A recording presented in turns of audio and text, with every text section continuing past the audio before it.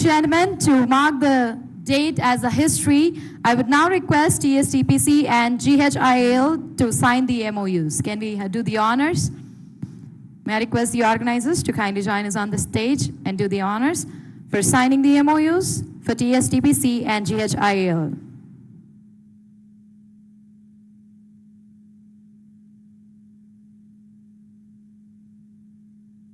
Can we have a round of applause, ladies and gentlemen? Please put your hands together.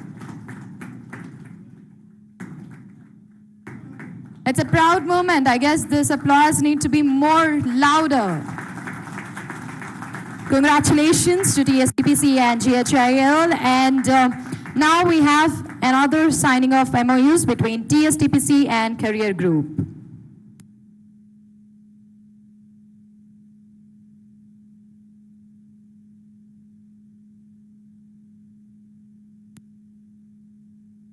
Can we once again put our hands together and congratulations. And thank you so much for choosing Telangana and Hyderabad.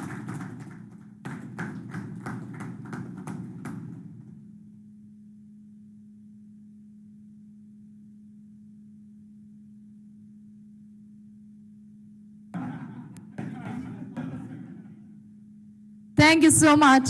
With this, I would request the dignitaries and the chief guests to kindly take their seats. And now, ladies and gentlemen, I would now request to address the gathering Mr. Jimmy Washington, the Director of Sustainability, Career Logistics, kindly address the gathering.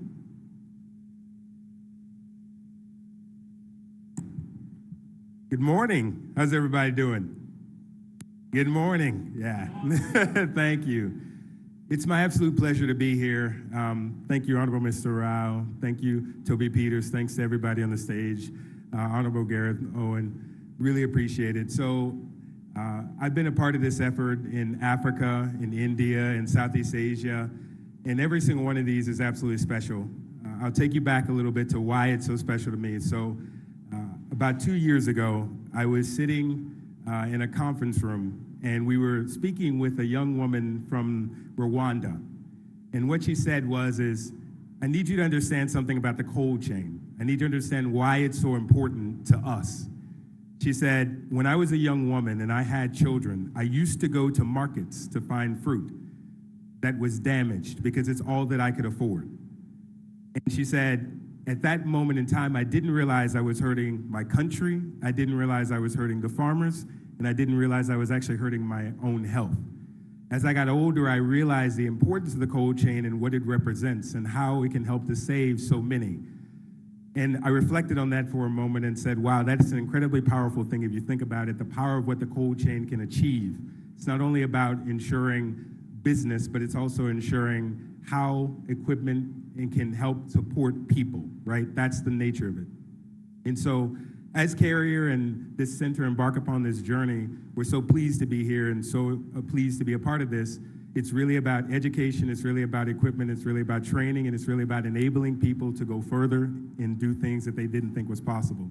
And as we look at this center, and it's such a great thing to be here. I was actually informed this is the first one in India, and I'm so hopeful that we have 20 more across the country that we will donate equipment to. The intent of us being here is we have tremendous experience all over the world with deploying cold chain. We have 1.6 million units of refrigeration across the globe, and we're a global organization. But all of that knowledge can come to bear here in India about how to help preserve food, how to preserve vaccines, how we can help to develop the market. And that's really what we're here and committed to do. Thank you very much for your time. Thank you so much, Mr. Shimi. And now requesting the man who's making the Telangana every day a new state. Please put your hands together for our Honorable Minister for IT and Industry, Shri KT Ramarao Garu, for the inaugural address. Thank you. Professor Toby Peters, thank you for joining us. Thank you, my friend Karan Bilimoria, the Chancellor of University of Birmingham, and also son of Hyderabad, as Gareth put it. Thank you very much for making this happen. This conversation started almost a year plus ago. Now I'm glad that this has materialized. Gareth, As always, a great friend. Thank you. Thank you for keeping your speech short as well. Thank you very much. And also thank you for looping in. Thank you for looping in Karan. That was a lovely message. I have to compliment you on that. Jayesh Ranjan, my principal secretary. Also our honorable MLA, Sri Jeevan Reddy Garu. I'll come to you last, Jimmy, because I have a few things to say. Our chairman of TSTPC, Bhikshapati Garu. And of course, the man who's donated, the man who's come forward, the group which has come forward, Carrier. Thank you, Jimmy. Like I said, you ought to be doing more, a lot more. You cannot be cheap, I have to say that. You have to donate more. This can't be the first and only sustainable cooling solution in India. We need more of these. We need many more of these, actually. You know, when Professor Toby Peters welcomed us this morning, a lot of us sitting here, we lose sight of some basic things, you know. We're all seated here in an air-conditioned room, powered by, I don't know what company that is. I'm presuming it's Carrier, but I'm not sure if it is. But we're all used now to conditioned air. I remember this experience of mine. I was a student in college in Pune. So we were traveling to a hill station, me and my mates, and we were all on a local train. So there was this girl, a friend of mine, a classmate, who actually came in from Mauritius to study with us. She was in Pune. So the minute we got into this local train, we were all going to, I think it was Matheran or, I don't know, Khandala or one of these places, the hill stations. Somebody, like in India, we are very used, back then, we have these local trains which only have fans, right? So somebody just turned on a fan. That fan was a hard-hitting fan, very, very hard-hitting fan, and it was like direct into your face.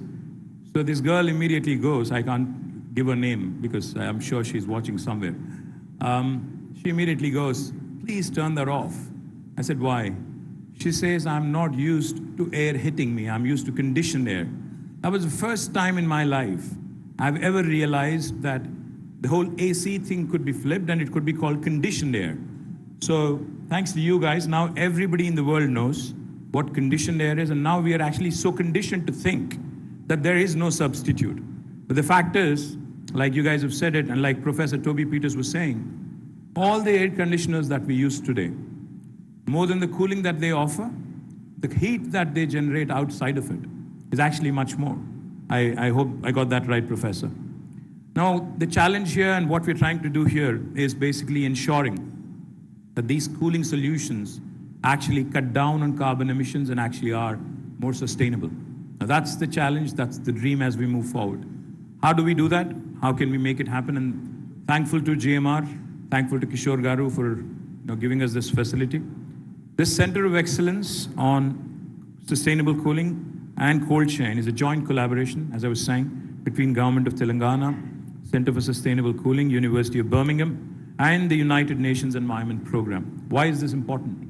It's important because Hyderabad, Telangana, India is, of course, the pharma capital of the world, is, of course, the vaccine capital of the world. But more importantly, what COVID has shown us, what the pandemic has shown us, is two things. Food security is important, and so is availability and accessibility of medicines. I think both have been showcased to the entire world and cutting across geographies, cutting across cities, states, etc. Humans have realized that these two are mission critical for us to survive on this planet, both medicine and, of course, food. Now, to keep both of these relevant, to keep both of these, constantly available, cold chain is extremely important. But how do we make sure that the cold chain becomes sustainable? How do we make sure that our air conditioners actually don't create more heat than cooling that they offer? That's where sustainability kicks in. That's where University of Birmingham has joined us. Our Honorable Chief Minister, Sri K. Chandrasekhar Rao Garu, he always tells us one thing. He always says, even if you switch off everything on the planet in terms of operations, in terms of what we do in industry and elsewhere, we cannot switch off agriculture. Primarily because if you switch off agriculture, you would be left with no food, right? But more importantly, as India moves up the value chain, India starts producing and becomes a surplus nation in terms of food, We need also newer solutions, new packaging solutions, more processing solutions. But the key again is to ensure that all of these again are sustainable. This initiative is actually first of its kind in India.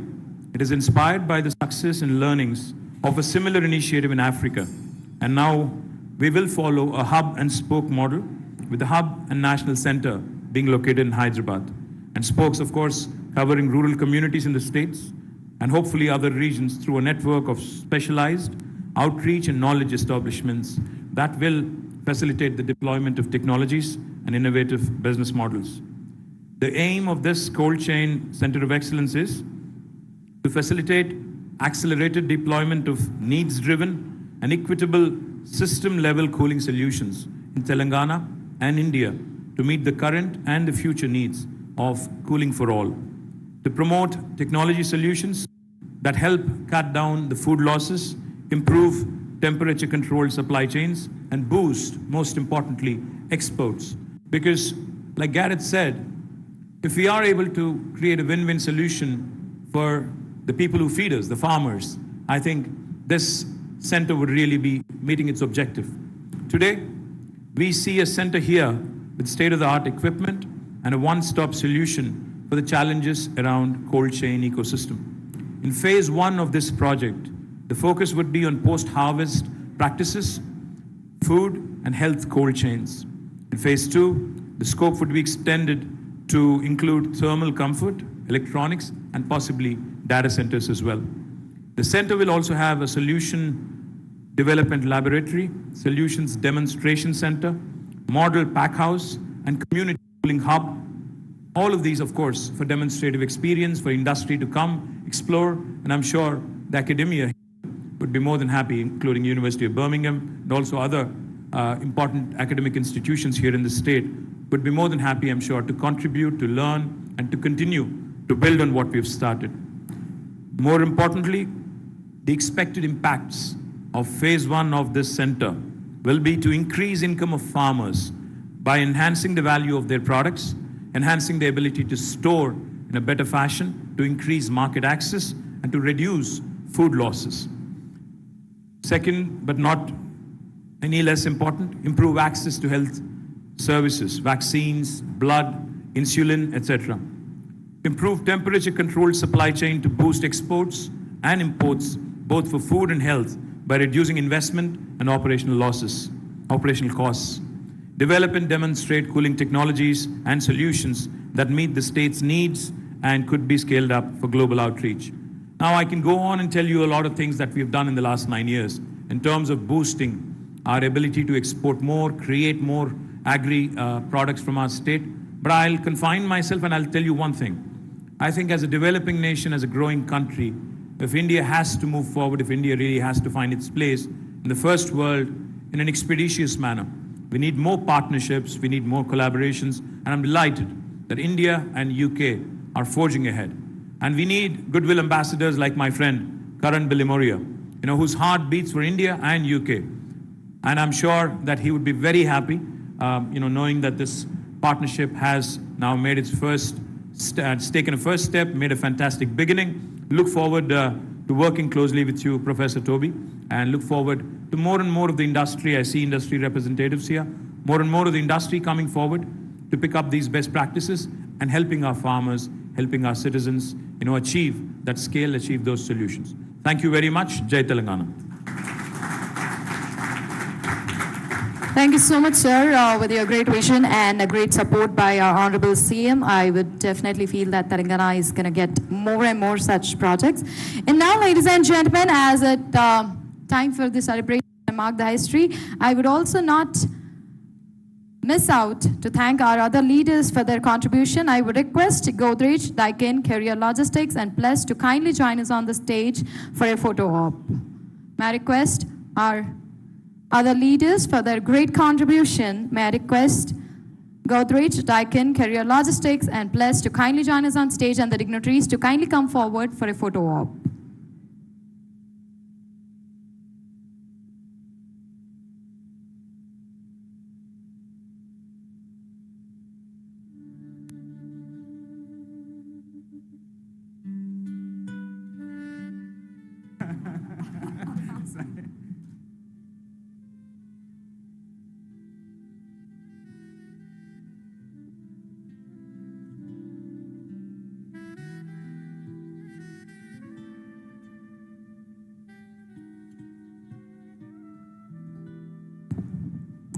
Can we please put our hands together for our all leaders who have contributed and made this day possible for all of us?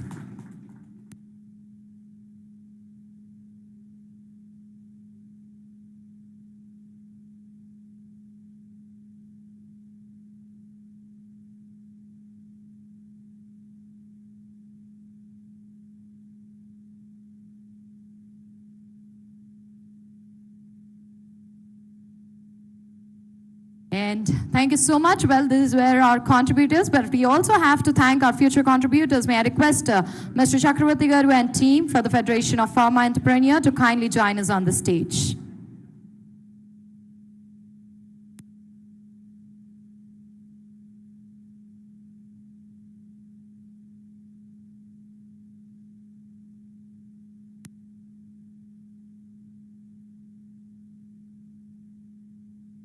I would now request Mr. Chakravarti Garu and team, the Federation of Pharma Entrepreneur, to kindly join us on stage, our future leader contributors.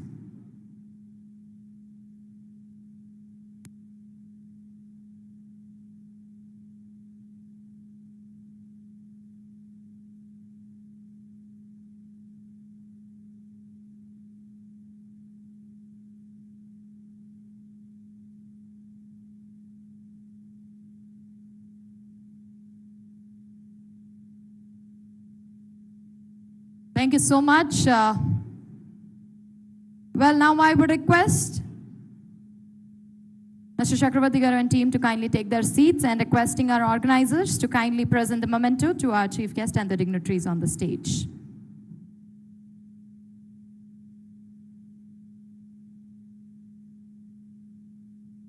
Can we have the mementos on the stage, please? Shri KTR Garu. Requesting our organizers to kindly present the memento to our chief guest of the day, our Honorable Minister for IT and Industry, Shri KT Ramarao Garu.